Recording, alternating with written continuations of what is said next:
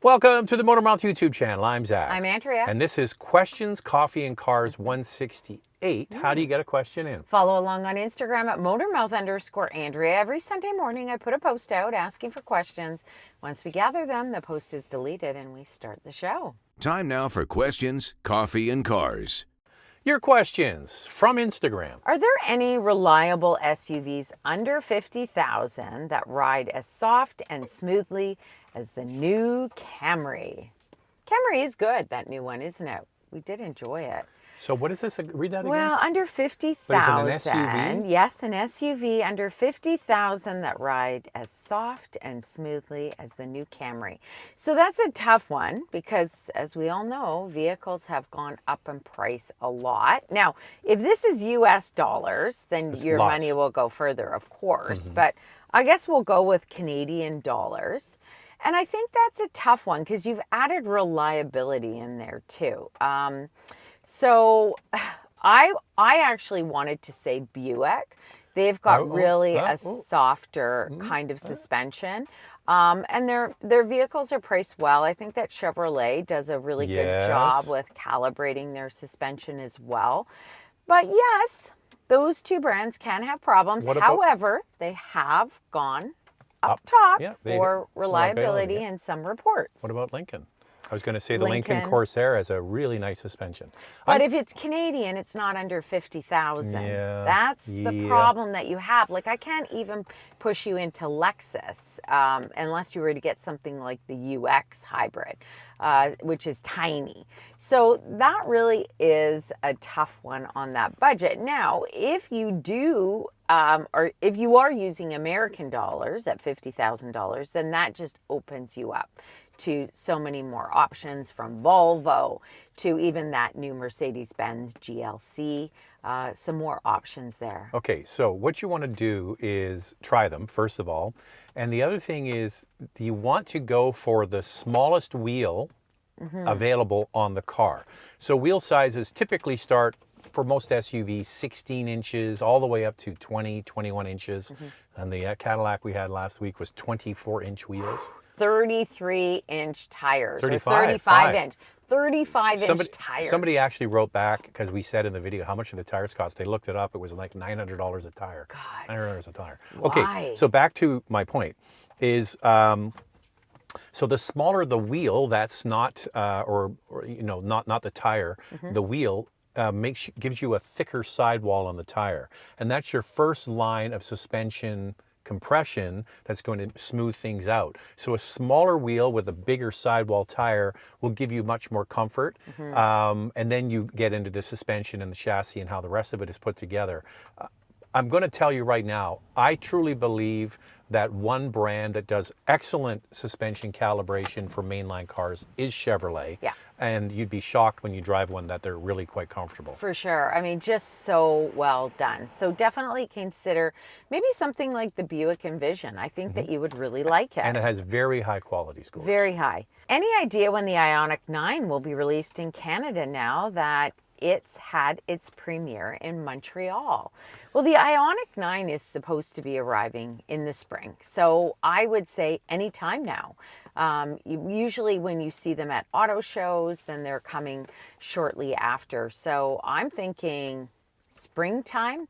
That's what I'm hearing. Could be later in the spring, towards summer, but we're just at the very beginning of spring, so it's 3 months. So yeah, I would say second quarter. Speak to your dealer. Your dealer will know. Oh no, right away. They'll know even in the pipeline where they are for manufacturing, if they're on ships or on trains or whatever, they can look all that up. Hi, I learned so much about cars from your content. I saw a 2022 Mazda 3 sedan with just 19,000 miles for $12,000 on Facebook Marketplace. The only catch is that it has salvage title. Ooh. Can you explain difference between salvage and rebuild? Would you recommend to buy a car with a salvage title for someone like me who is looking for their first car and doesn't have experience of maintaining a car, since it is a very good deal? Can I just say what I think think the difference is? And then you can, Zach might know. Well, see, it dependent on each jurisdiction, but go ahead. So for me, a rebuilt vehicle means that if you buy it, it's ready to hit the road. It's been rebuilt. You can insure it. A salvaged vehicle, as far as I understand, is that it hasn't been done and that you have to do it. No? Salvage title means the car was written off and it was in a bad accident. Okay. And then somebody has bought it as a salvage title, which they have to always report. And then they've repaired the car and they're selling it, but they have to claim, or this is in British Columbia, for example, that it is a salvage title car. So yes, you're going to look at that and go, ooh, that's a tasty treat. Look at that. It's way cheaper than everything else. It's way cheaper than everything else for a reason.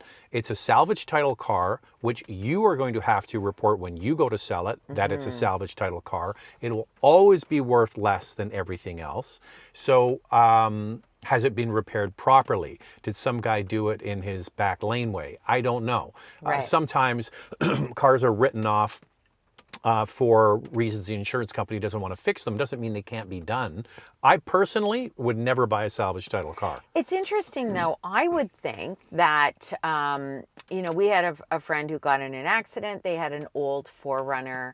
Unfortunately, their daughter had a mishap, and then they got money from the insurance company and the vehicle was written off. So is that something that they could actually have kept and not get the money? Or do you get the money and you can keep the vehicle? Well, what happens is these cars go to auction, right? So it'll get sold as a salvage title.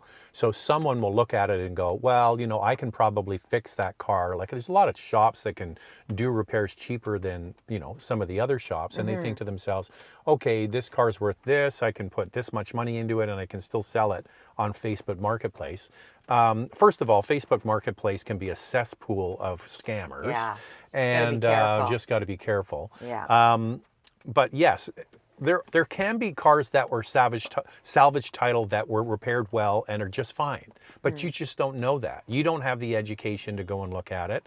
And are you going to go and get it? I just, for me, it's like, why take the chance? I agree with you. I can understand the appeal of it because it's $12,000. You're thinking to yourself, wow, that's a great deal. I'm going to have a car. I've got wheels, especially for a young person. I can understand that.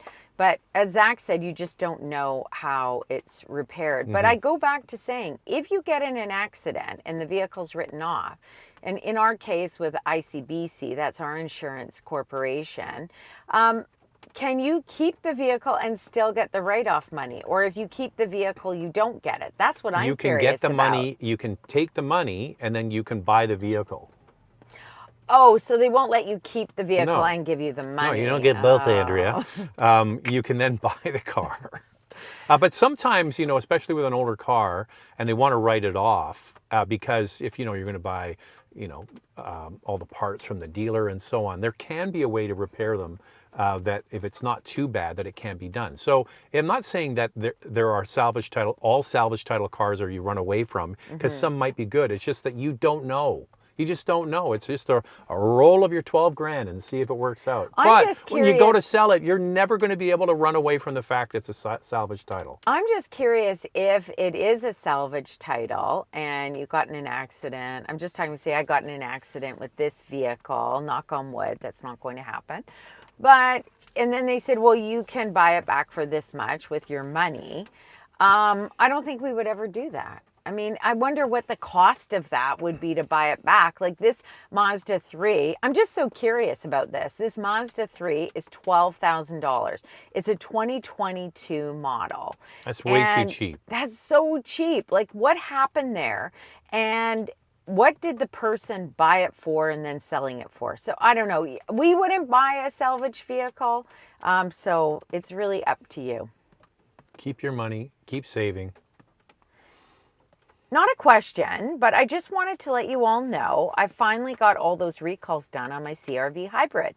And I can definitely say this car drives like new. So to anyone who hasn't gotten it done yet, do it. So that's the sticky steering thing, right? Yeah, so that's really good. I thought I would share this comment because there's lots of CRVs out there. And if anybody is concerned, I think that's a great comment. So this viewer is saying, Get it done. Don't wait. So the main one was the sticky steering. So the steering box, from what we can figure out, it's sticky. And there is a recall on it, so get it done. Drives like new again, apparently. Can any plug-in hybrid do all electric, even at highway speeds and with the heat on? Or does it always trigger the ice? Well, the way this system works is, sure, you could get up to highway speeds at a steady pace and just drive it in pure EV mode. But the minute you need extra acceleration, extra power, then that gas engine is going to kick in. Yeah, absolutely. You can drive with just battery at higher speeds. I'm trying to remember, some of them go up to like 140, 160 kilometers an hour. Yeah. You can run on pure EV. If it doesn't have a heat pump, then it's using resistance heat. So it's like a heating coil that's draining from the battery. So probably the advantage to having a plug-in is the fact that the gasoline engine is more efficient at steady highway speeds. Yeah. So I wouldn't worry too much about it. My whole thing with plug-in hybrids, I've said this over and over and over. Everyone's trying to game the system. What's the best mode to put it in? When should I drive? I'm trying to keep it on EV as much. You know what? Just let the car figure it out. Yeah. And look at your average fuel costs over the year. I think if you are doing short trips in the city and you want to drive it in pure EV mode, that's a great option. I think the Mitsubishi Outlander plug-in hybrid is very good for that. It gets 61 kilometers, 38 miles of range, as well as the RAV4 with 68 kilometers, 42 miles of range. Those are two really good ones at that. And anybody else who has a plug-in hybrid, please chime in, because any extra information is always valuable. My question is, I love the look and vibe of the 2026 Honda Passport, but plan to use it for completely on-road use. Which trim level would you recommend for the smoothest, quietest, and most comfortable ride? Well, our experience when we drove the last Passport TrailSport, Passport TrailSport, or the Pilot TrailSport, you would think with the TrailSport suspension, this is counterintuitive. I know a lot of people think, well, if it's designed to do, you know, it's not a heavy off-roader, but to do off-roading, that the suspension is stiff. Entirely the opposite. Yeah. When you do a suspension for off-road, you make it softer so that the wheels can articulate over bumps and you can drive at higher. Imagine if you're driving down a real bad gravel road and the suspension is firm, you're like this. So what they do is they make the suspension soft so the wheels can do this. Plus the other thing with these packages is they use smaller wheels with a thicker sidewall. Exactly. So even though you're only going to be driving it to the mall, I like the TrailSport. I know, the TrailSport was really good.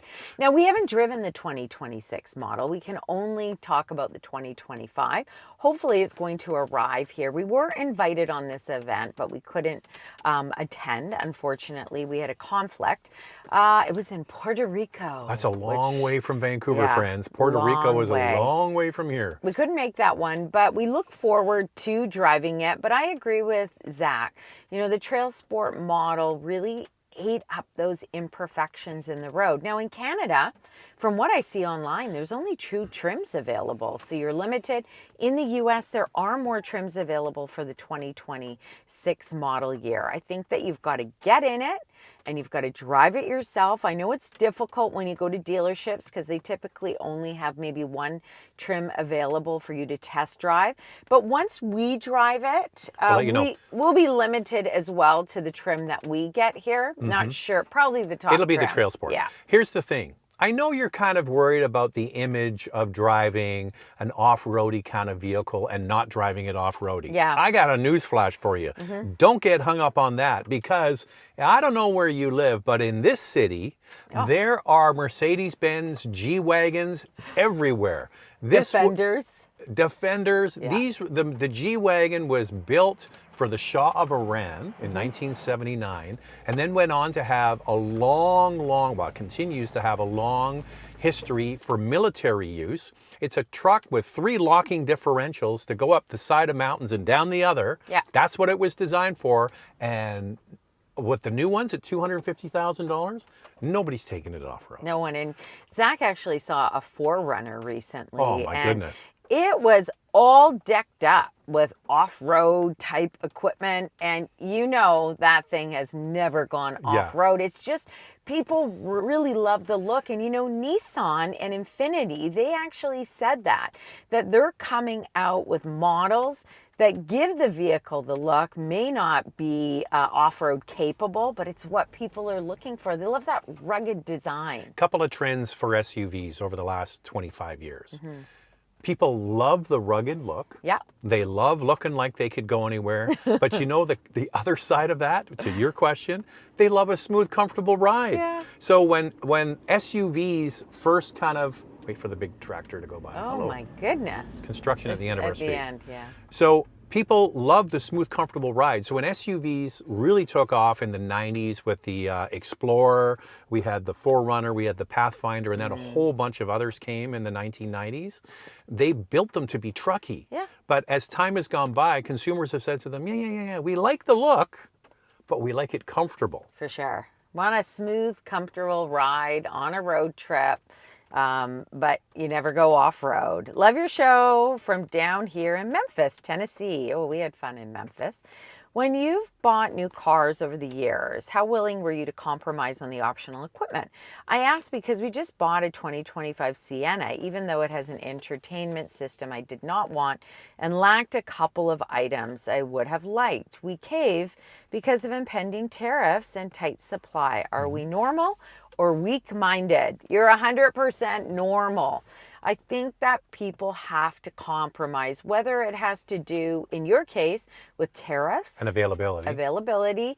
or budget. I mean, budget is a huge factor for some. So sometimes you look at a vehicle and you go, do I really need this? I've never had this before. I'm coming from an older vehicle, so I don't really need that extra technology. Well, I'm used to driving a vehicle like that. So it sounds like it's got the rear entertainment system in the Sienna, which is, if your kids are not going to use it. I always say to people, don't buy that. Just get iPads or you can get cheap Android tablets if they want to play games or watch movies. And then you have earbuds. So you don't need to spend all that money for the rear end. But if that's the way the vehicle came, what are you going to do? I'll tell you a little story about the car we're sitting in here right now. Oh, yeah. This is a diesel. And you might have remembered there was a little diesel gate in 2015, and then they shut down production of all the diesels. This car was sent to the Porsche dealer here in Vancouver, and it sat in a lot with about 20 other Cayenne diesels, and we wanted a Cayenne diesel. So I went to the guy and I said, are those all of the diesels? It was actually Andrea's idea. I'll give her credit for this. I said they've got to be sitting somewhere in Vancouver, and we want a Cayenne diesel. Actually, just to interrupt quickly, Zach, we were driving an Audi A7 diesel, we loved the diesel powertrain. Same engine. Yeah. So it was right near where our kids play soccer, this parking lot. And I went and I looked at them all, and so there's a perfect example. This isn't the color we wanted. It's a white car, but it's like, this was the best spec on the inside and with the features that we wanted, but it wasn't the right color. So you know what? We've learned to love it. We've learned to love the white. So it's the new silver. So don't get hung up on that. You know, you've got a Sienna that is like hen's teeth to get. Like, you've got one. Tough. So there's so many people can't get one. Yeah. And you've got one. Enjoy it. And you beat the tariffs, so good for you. I know what you do, Andrea. Yeah. You get the popcorn going, and then you sit in the back seat and watch a movie. Use it once. Yeah. I'm sure if you have kids, they must be using it. Do they care that much? I don't know. Question about your Miata. Have you gotten it out on the road yet? I have a 2021 100th Anniversary Edition RF and finally had a chance to do a cruise around town. Love it so much. But it can be annoying how other drivers want to race you when all you want to do is just enjoy a drive. You know what I find? Well, I just want to say. It's raining. Can you see? It's not out yet. We're waiting. We're waiting for better weather. How about that? We did have a really nice weekend here in Vancouver, but now we're back to this. So we're going to hold off. We had 2 minutes of nice weather. Well, Saturday was beautiful. Sunday, it was this. You know what, Zach? When we went on a road trip to Victoria, what we found about the Miata is we didn't find that people want to race us, but those big trucks were right on our butt. We used to have a couple of air-cooled 911s. Yeah. And I don't know what it is about owning a 911. Every frickin' guy in a big pickup truck at the light is like, rum, rum, rum, rum, rum. So you know what I do? This is what I do. This is what you should do. This is a great little trick because it makes them look like an idiot. So you're sitting there and you're like, rum, rum, rum, rum, and they're, rum, rum, rum, and they want to race you. Yeah. And then when the light turns green, you just put it in first gear and drive away slowly. And they go flying down and you're like, I don't need to do that. Like, it's just I don't need to do ridiculous, the behavior. But what I have to say about the Miata, because it's so small, I really have to have my head on a swivel when I'm driving that. I tend to stop, like you stop at a stop sign, and then it's almost like people didn't see me approach the stop Andrea, sign, and they just zip through. I had someone almost cut me off. Like, I'm really careful with it. I'm on the horn. I'm just cautious. If you went by me in the Miata, my head would be on a swivel. I'd be like this. Whoa, who's that? What's her name? I have to say, I do have people when the top's down and they'll say to me, oh my God, I love your car. You know what? I drive that car. You know who said anything to me about the car? Not a. Oh, they I think love that's it. that's the pretty privilege. That's what Zach always I says. said, so the pretty privilege. I said to Andrea, they're not commenting on your car. They're just trying to start a conversation. Hey, I like your car. Well, they just, they're like, oh my God, I love your color. I love your car. How long have you had it for? When did you get it? How much does it cost? And these are all men, right? It was one woman. One woman said. Well, there you go. And I'll be at a stop sign, guys, and they'll come right up to the car as I'm at a stop sign. I'm like, hey, people, I gotta go. But anyway, it's kind of fun. It's kind of fun. I can't wait to get it out. Yes, we're just waiting. The reality is we kind of had end of March, beginning of April. We're like, did. we're gonna pull it out, but the weather has been atrocious. So it's got storage insurance right now. So we don't need to get it insured until we know we're going to get a change in the weather. So we are all out of time, Andrea. I have to do one because I reached out to Kia this morning to confirm this. Right. Thanks for all the great reviews. Why did you bury it at the end? You should have moved it up. I don't know. It's just come up now. Is 2025 the last year for the Kia Soul? It is. Really? Kia Canada confirmed that for me this morning and said it is the last year, 2025. That's too bad. I like the Soul. Me too. But it didn't have all-wheel drive, and that's why it didn't take off. If it had all-wheel drive, it would have been great, right? Yeah. So that's it for us. If you want to get a question in, follow along on Instagram at motormouth_Andrea. Every Sunday morning, I put a post out asking for questions. Once we gather the questions, the post is deleted, and we start the show. Thanks for watching. There goes Drea in her little car. Can't wait. I'm so excited about it. See you next time.